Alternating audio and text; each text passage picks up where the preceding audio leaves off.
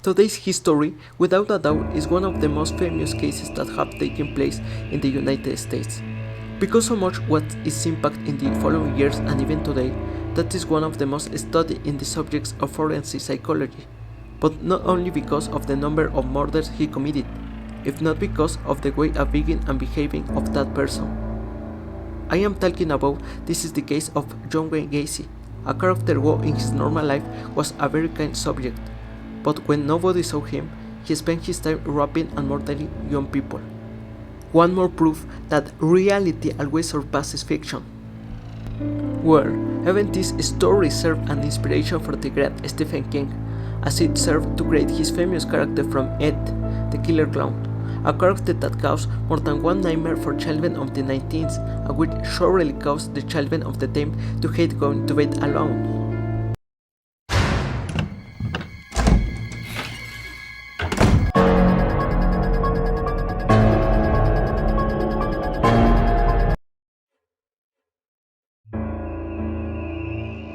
John Wayne Gacy Jr. was born in Chicago, Illinois, and was the second of three children.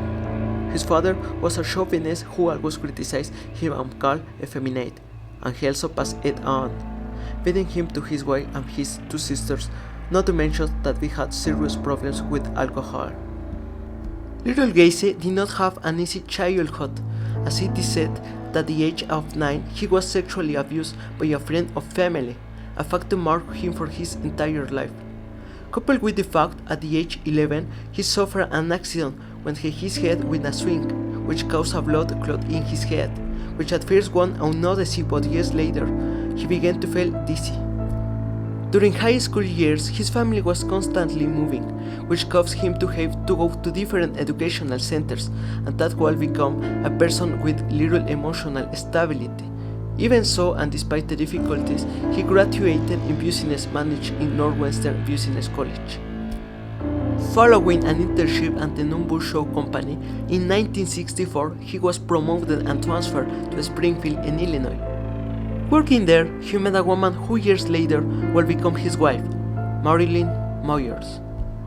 Her parents acquired several Kentucky Fried Chicken, KFC, franchise location and offered her a managerial position in Waterloo, Iowa, so Gacy accepted the option of going to work abroad.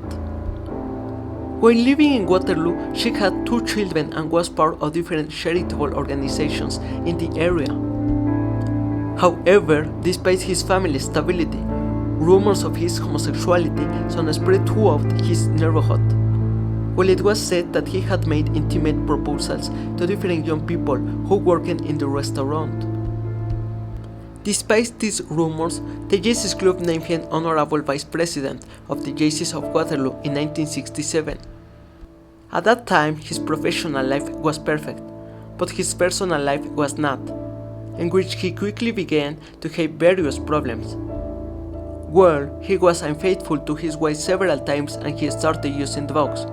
He even built a room in his basement where he invited young people to drink, and tried to have sex with more than one of them.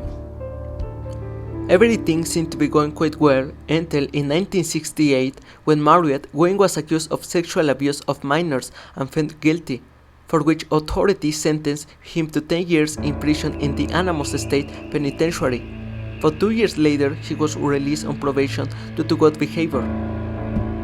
Besides that, his wife divorced him and never saw his children again. After leaving prison, Gacy returned to Illinois to live with his mother, and in 1971, thanks to her financial help, he bought a house at the 8213 West Somerdale Avenue in an area of Chicago. Upon arriving in his new city, Gacy took it upon himself to leave his past behind and was well received by the inhabitants of it. In fact, his neighbors assured that he was a very kind and loved person, since he organized barbecues in his home and dressed up as a clown to entertain the youngest and children who were sick. He baptized his clown character as Pogo. But without a doubt, no one imagined the type of person that is he will become shortly after. A year later, he married Carol Hoff, but her marriage, who wed in 1976, since she stated that they did not have intimate relationships and that she had discovered that she indulged in adult magazines with homosexual content. After that, he founded a construction company to which he invited young people he met in bars or parties to work with them, and those who accepted mysteriously disappeared. But however, what no one knew is that Gacy spent his time sexually abusing those young people. During that decade, he continued to abuse and kill young people. Some of his victims were Rhonda Riflet, Samuel Stapleton, and Gregory Godzik. Gacy's capture will take place when some neighbors saw a handsome young man named Robert Beast, who hours before reported he was going to a job interview, but that after entering Gacy's home, he never came out again. The disappearance of the young man was denounced by his family and friends, which unfolded an entire investigation by the Illinois police, in which interviews with Gacy neighbors were fundamental. Well, hours later, several agents went to Gacy's house, so he did not have time to hide the body of the boy, whom he just strangled. But upon entering, they found not only the body of Robert Beast, but also those of many other young people whom he had also murdered days before, for which he was convicted and executed in May 1994.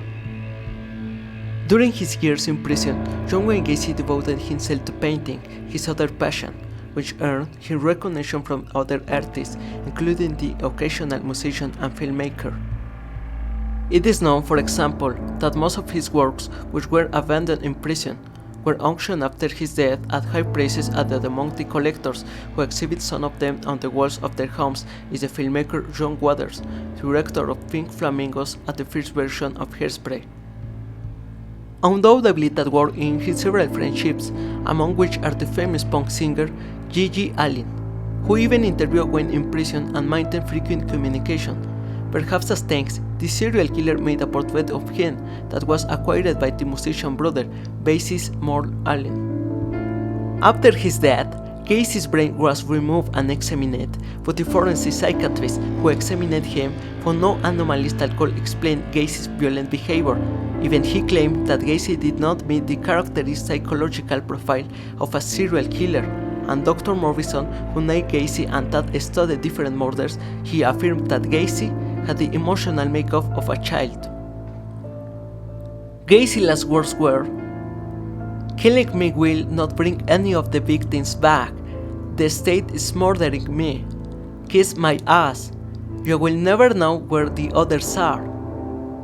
If you like the video, I will appreciate it very much if you subscribe to this channel, and that you will leave a good like. Thank you very much for having seen the video, and we will see in a couple of days with more of this type of story.